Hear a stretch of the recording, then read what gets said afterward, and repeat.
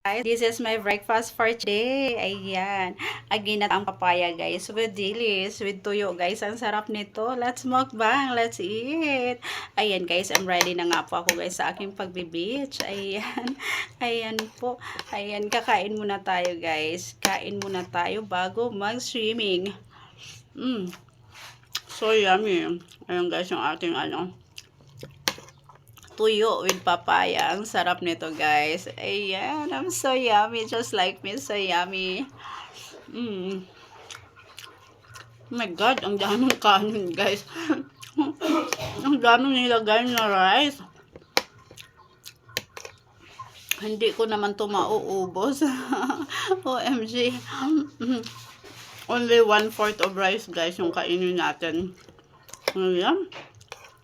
Si kuya naman, guys, ang dami ng kanin nilagay. OMG. Para bang, I'm on diet, kuya. I'm on diet. Bakit ang dami mo nilagay na rice? Oh my God.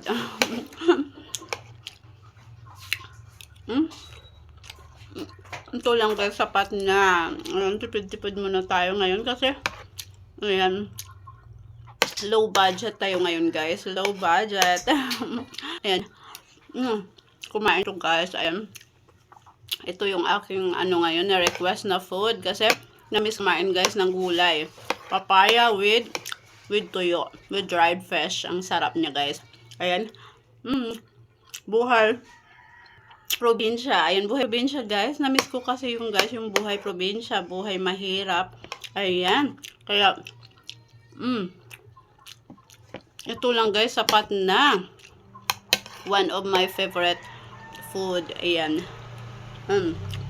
Ganito lang, guys. Tuwang-tuwa na ako niyan. I'm so happy na. Ayan. Ayan, kasi naalala ko dati sa province, guys. Ayan. Ito yung madalas namin ulamin. Ayan. Pag wala kaming ulam, guys.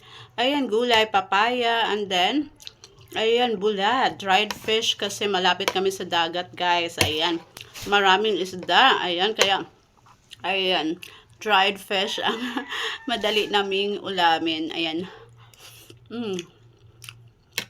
Ayan. Ayan, ang sarap niya, guys. Ayan, craving satisfied, guys. Ayan, ano ako ngayon. Ayan. Look, guys, kung kaano kadami ang nilagay na rice ni kuya. Ayan. OMG, hindi ko naman kaya itong ubusin, guys. So, ayan, isang subo na, guys, and then I'm finished na. I'm finished na, guys. Ayan. So yummy, eh. Ayan, so I'm done, guys. Ay, may natira kasi ang daming rice nilagay ni kuya, guys. So, I'm done. Bye.